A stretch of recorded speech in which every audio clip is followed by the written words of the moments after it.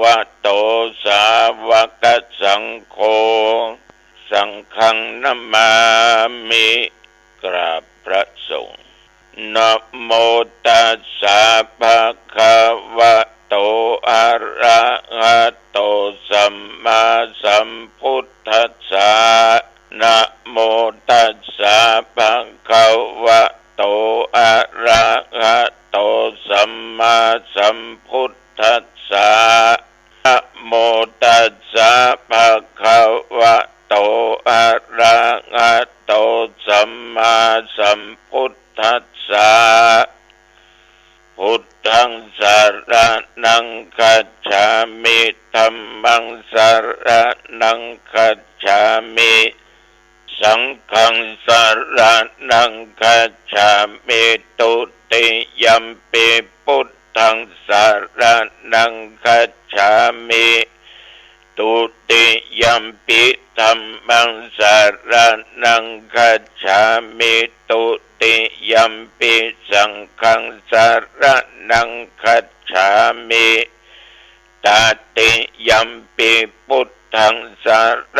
ณังคัจฉามิตติยัมปิธัมมังสรณังคัจฉามิตติยัมปิสังฆังสรณังคัจฉามิอิติปิโสภะคะวะอะระหังสัมมาสัมพุทโธวิชชาจารณะสัมปันโนสุขโตโลกวิทูอนุตตโรปุริสัทธัมมสารถิสัทธาเทวมนุสสานังพุทโธภคว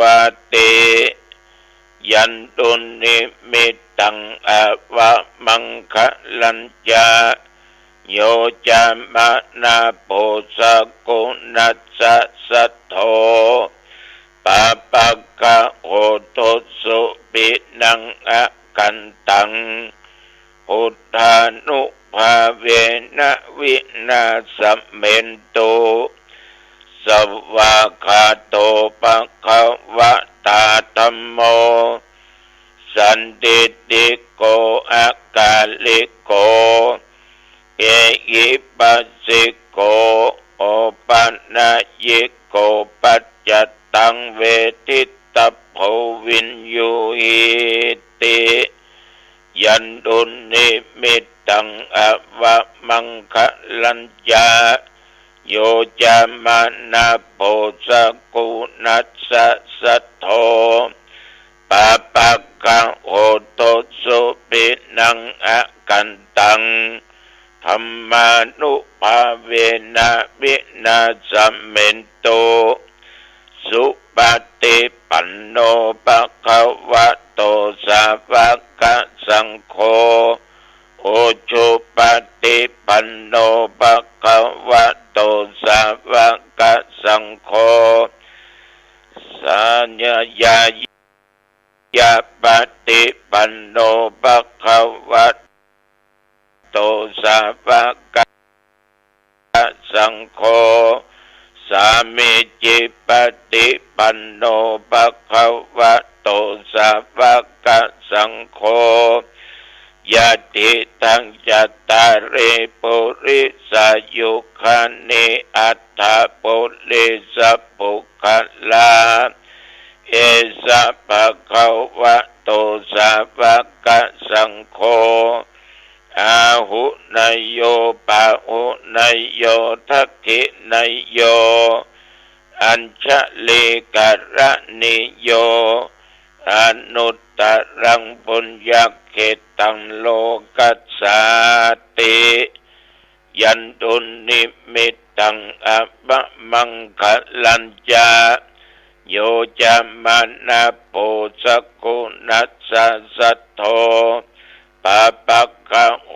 ตุสุปินังอะกันตัง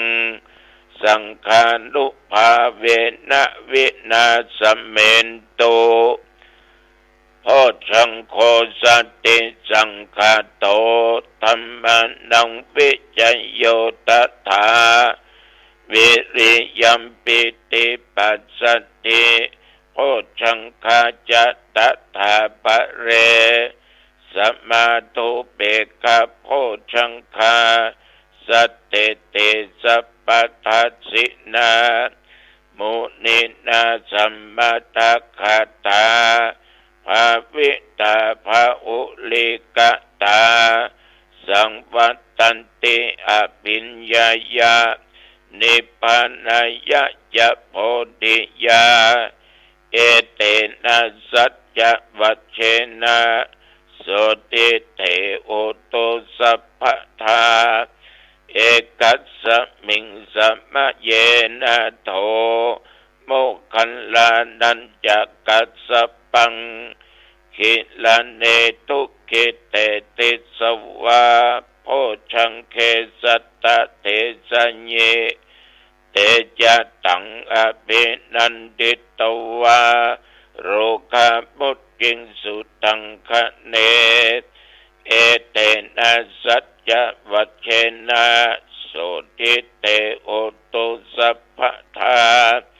เอกทาธัมมราชาปิเกลัญเยนะปิปิริโตจุนดาเทเลนะตัญเยวะพันนาเปตวานะสาทรังสัมโมติตวาจะอาภาธาตัมหาบุทธาสิทานะโสเอเตนะสัจจะวัชเชนะโสติเตโหตุสัพพทาปะเยนะเตจะอาภาธาตินันนัมปิมะเยสินังมัคคะอัตตะกิเลสาวะปัตตานุปติธัมมะตังเอเตนะสัจจะวัชเชนะโสติเตโอตุสัพพทาภวตุสัพพมังคลังรักขันตุสัพพเทวตาสัพพพุทธานุภาเวนะสัทธาโสติภวันตุเต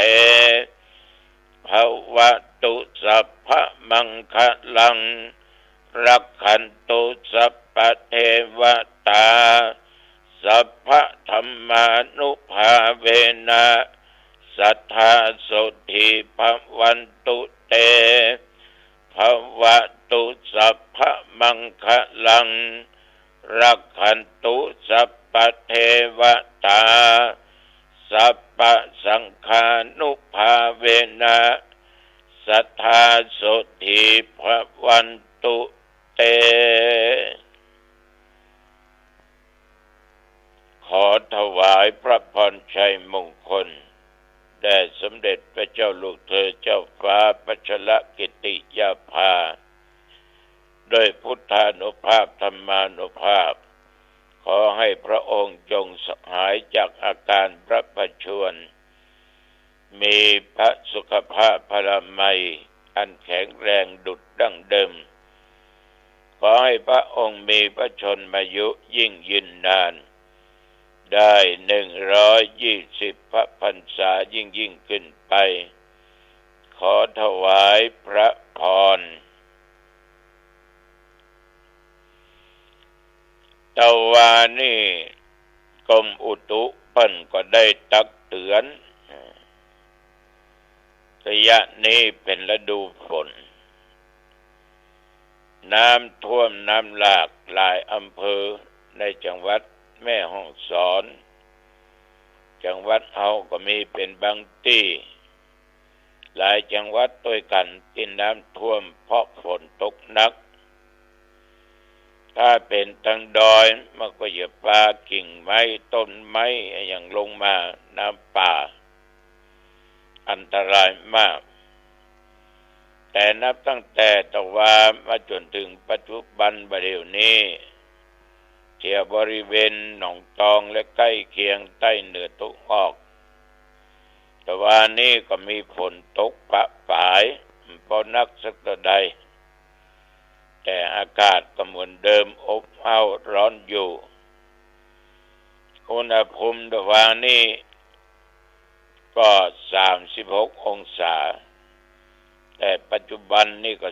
21 องศาแต่ว่ามาถึงปัจจุบันอาตมภาพดังจากฉันเจ้าแล้วก็ได้ไปวัดคันธรสวัดลูกศิษย์ลูกหาสมเกียรติไปวัดเลขาแต่ว่าตั้งอาจารย์มหาลัยราชภัฏก็ได้มามาจากับศิลปะวัฒนธรรมต่างๆคือเปิ้นได้มาค้นเอากำปีเป็นธรรมะแบบพื้นบ้านพื้นเมืองล้านนาตัวอักขระแบบล้านนา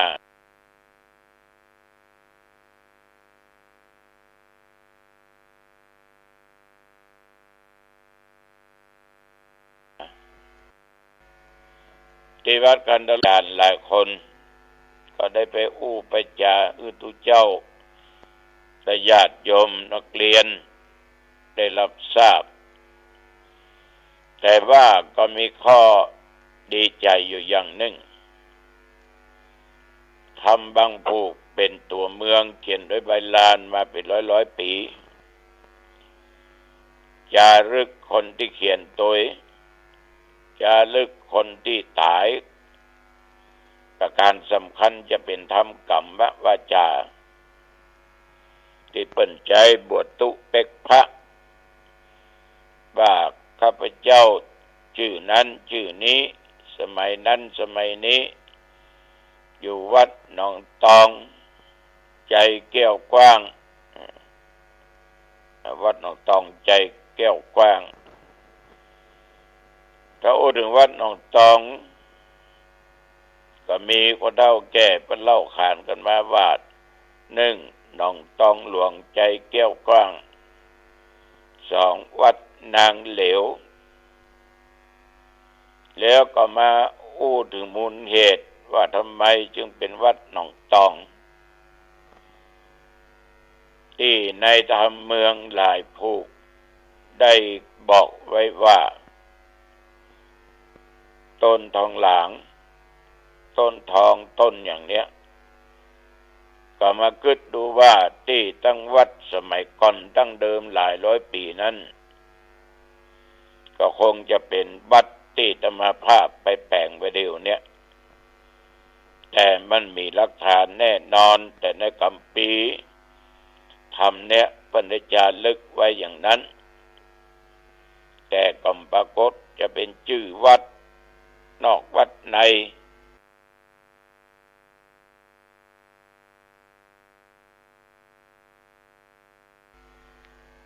มีต้นทองหลางต้นอะไรอย่างนักจึงห้องชื่อว่าวัดหนองตองมีหนองมียังฉะนั้นก็พอจะหูขอบเขตบางอย่างว่าทำพวกนี้เขียนที่อันเมื่อวันที่เดือนพศนั้นวัดหนองตองเป็นอย่างอันวัดกันทรสสร้างมาได้สมัยไหนก็ได้อยู่ประมาณสัก100 กว่าปีสักเล็กน้อยครูบาเจ้าหมื่นเป็นผู้สร้างแล้วก็เบียงเนี่ยมีคือเบียงมืออย่างก็ได้กล่าวถึงวัด2-3 วัด4 วัดด้วยกันก็ได้ข้อความหลายอย่างก็เลยคณะกรรมการที่กำลังค้นหาความเป็นมาของเวียงบรรโนก็เข้าใจว่าถ้าเอาทำเมืองเนี่ยไปผสมประสานกับที่ตั้งคณะของกรมศิลป์ก็ดีอย่างก็ดีที่ได้กล่าวว่าเวียงบรรโนจะเป็นอย่างอันอย่างอันอย่างอันแต่หาตัวบุคคลมาได้แต่อันนี้ไปยืนยันแล้วก็เพียงแต่หูแต่ว่าตัวบุคคลบ่สามารถจะหูได้เฉพาะมโนเป็นจะได้บ่สามารถ ที่จะชี้แจงว่ามีรูปร่างลักษณะหน้าตาอย่างนั้นอย่างนี้ได้แต่ว่าถ้าสมมุติขึ้นมานั้นได้จะต้องมีข้อตกลงปลงใจกันในก่อนหลักฐานเขตแดนพื้นที่อันพอเป็นฐานได้เป็นหลักเป็นเกณฑ์ได้หลายอย่างที่ไปพบปะเสร็จจากนั้นธรรมาภาพก็ต้องขออนุญาตจากเจ้าหน้าที่ทุกเจ้าทั้งหลายไปที่อำเภอฮอดวัดกองหินแต่ว่านี่อำเภอฮอดวัดกองหินนั้นทางคณะกรรมการตรวจหมู่บ้านรักษาศีล5เพิ่งก็ไปตรวจดูงานมีท่านเจ้าคุณวัดพระธาตุลิปุนชัยเนี่ยเป็นประธานพร้อมกับตุเจ้าคุณหลายตนจากนครสวรรค์พ่องเมืองแป้พ่องหลายที่หลายทางวันนี้เพื่อจะไปจังแม่เสดียงก็เข้าไปหันญาติหันโยมในเขตอำเภอฮอดเพิ่นมารวมกันเป็นหมู่เป็นคณะ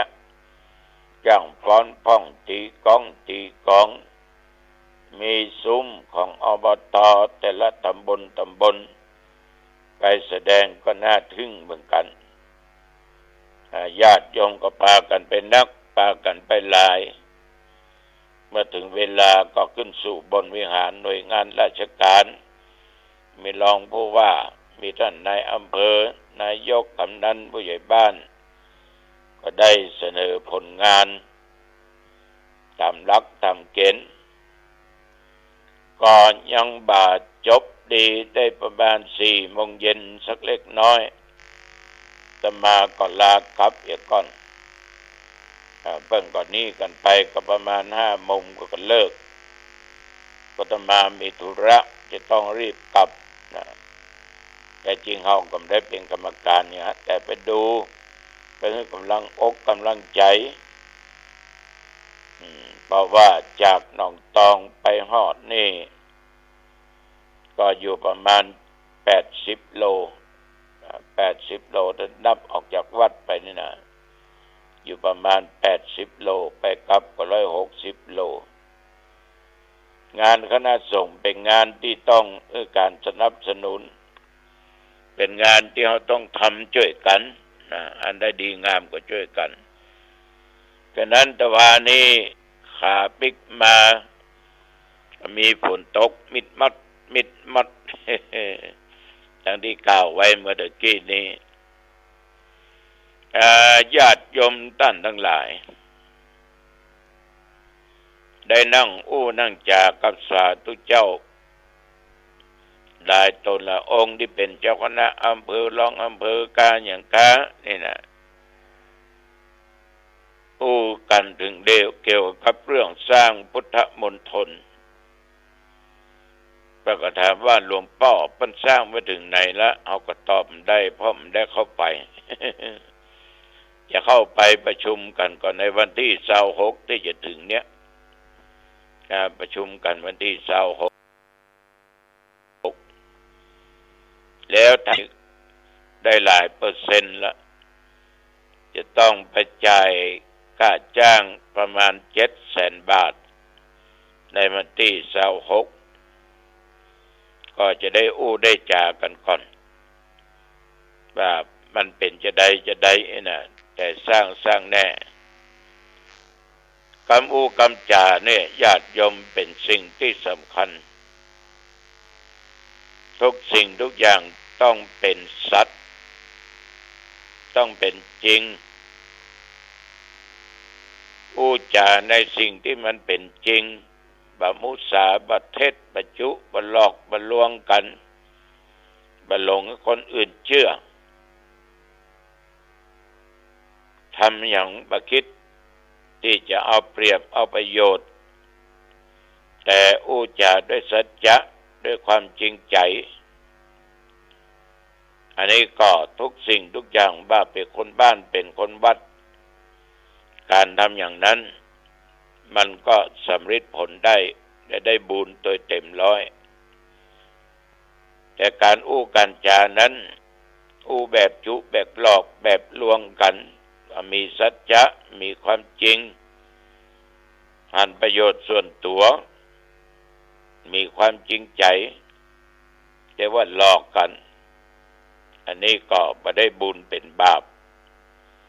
ฉะนั้นญาติโยมท่านผู้ฟังทั้งหลายในยุคปัจจุบันเนี่ยต้องฟังหูไว้หู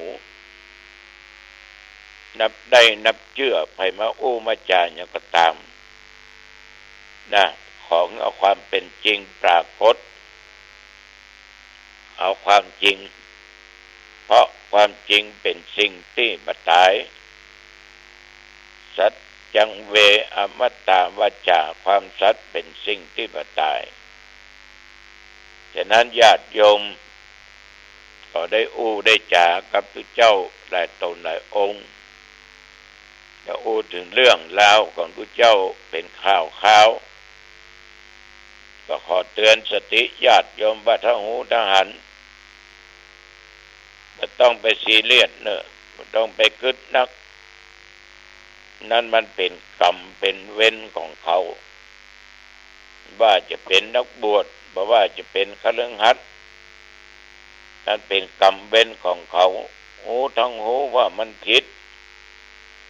แต่จิตใจทำไมจึงจะทำหรือว่าทำในสิ่งที่หูว่ามันผิดแล้วก็ฝืนทำอยู่นั่นก็คือตัวกรรมตัวเวรที่พาเขาตกต่ำอย่างนั้นฉะนั้นญาติโยมต้องไปซีเรียสอย่างเขาอู้ตมาภาพก็ได้กันยิ้มว่ากรรมของคนนั่นน่ะจะเป็นอย่างก็จ้างเตอะอยู่ในสถานะใดก็จ้างเตอะทำดีย่อมได้ดีทำชั่วย่อมได้ชั่วบาปบุญคุณโทษมันมีคนที่ทำชั่วไม่ใช่มันมาหูมันก็หูว่ามันเป็นกรรมของเขาแล้วไปสร้างเพิ่มเติมไปแถมกันนักขึ้นไปแถมนี่ก็ฝากกับญาติกับโยมเนอะไม่ต้องไปซีเรียสอย่างต่างๆเอาละวันนี้อู้จาไปมาเป็นเวลาพอสมควร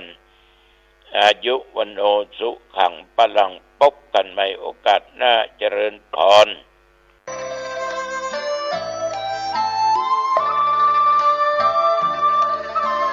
ขอเชิญร่วมบูรณะปิดทองพระเจ้าตาเขียวและบูรณะปฏิสังขรณ์พระธาตุเจดีย์มงคลธรรมณวัดบ้านเหล่าพระเจ้าตาเขียวตำบลบ้านเรือนอำเภอป่าซางจังหวัดลำพูนได้รับเมตตาธรรมจากพระธรรมเสนาบดีรองเจ้าคณะภาค7เจ้าวาดวัดพระธาตุดอยสุเทพราชวรวิหารเป็นประธานที่ปรึกษาโครงการมีพระเทพรัตนนายกเจ้าคณะจังหวัดลำพูนเจ้าวาดวัดพระธาตุธริพุนชัยวรมหาวิหารประธานโครงการบูรณะโดยมีพระครูภาวนาโสภิตฝ่ายวิปัสสนาผู้ช่วยศาสตราจารย์ด็อกเตอร์เจ้าวาดวัดบ้านเหล่าพระเจ้าตาเขียวรองประธานโครงการบูรณะท่านที่จะร่วมบุญบูรณะได้ที่บัญชีวัดบ้านเหล่าพระเจ้าตาเขียวธนาคารธกสเลขที่บัญชี020188714 ติดต่อสอบถามร่วมทำบุญได้ที่พระครูภาวนาโสภิตเจ้าอาวาสวัดบ้านเหล่าพระเจ้าตากเขียวโทรศัพท์0969525159ได้ทุกวันนะครับก็เป็นส่วนที่จะได้ร่วมบุญร่วมกุศลในการบูรณะปิดทองพระเจ้าตาเขียวและบูรณะปฏิสังขรณ์พระธาตุเจดีย์มงคลธรรมของวัดบ้านเหล่าพระเจ้าตาเขียวตำบลบ้านเรือนอำเภอป่าซางจังหวัดลำพูนเชิญท่านร่วมบุญร่วมกุศลเดินทางไปที่วัดหรือทำบุญทางออนไลน์ผ่านธนาคารธกสได้ก็อนุโมทนาสาธุกับท่านที่จะได้บูรณะปฏิสังขรณ์พระธาตุเจดีย์และพระเจ้าตาเขียวได้บุญได้กุศลโดยทั่วหน้ากัน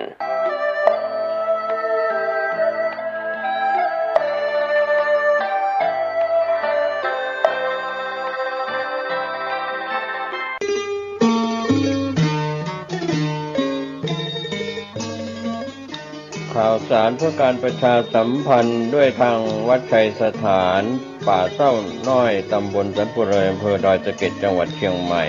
มีพระครูประภัชชัยคุณดำรงตำแหน่งเจ้าอาวาสวัดชัยสถานป่าเศร้าน้อยเจ้าคณะตำบลสันปุเรเขต2พร้อมคณะศรัทธาและผู้ใจบุญร่วมบูรณะวิหารหลังใหญ่ของวัดในช่วงหลายเดือนที่ผ่านมาขณะนี้การบูรณะใกล้จะแล้วเสร็จก่อนเข้าพรรษาในช่วงเทศกาลเข้าพรรษาปีนี้จะใช้เป็นสถานที่บำเพ็ญกุศลตลอดฤดูกาลเข้าพรรษาและออกพรรษาก็มีการบูรณะเปลี่ยนหลังคากระเบื้องทั้งหมดแล้วก็บูรณะในส่วนต่างๆใกล้จะแล้วเสร็จหลายท่านที่ยังไม่มีโอกาสจะได้ร่วมบุญร่วมกุศลก็สามารถติดต่อสอบถามและร่วมทำบุญได้ที่พระครูประภัชชัยคุณเจ้าคณะตำบลสันปุเรเขต2เจ้าอาวาสวัดชัยสถานตำบลสันปุเรอำเภอดอยสะเก็ดจังหวัดเชียงใหม่หมายเลขโทรศัพท์0876572458 หรือที่0531143332ได้ทุกวันก็เป็นการบูรณะวิหารหลังใหญ่ของวัดชัยสถานป่าเศร้าน้อยตำบลสันปุเรอำเภอดอยสะเก็ดจังหวัดเชียงใหม่ก็ขออนุโมทนากับหลายคนหลายท่านได้ร่วมทำบุญไปแล้วและหลายท่านยังไม่ได้ร่วมบุญก็สามารถร่วมทำบุญในคราวครั้งนี้โดยทั่วหน้ากัน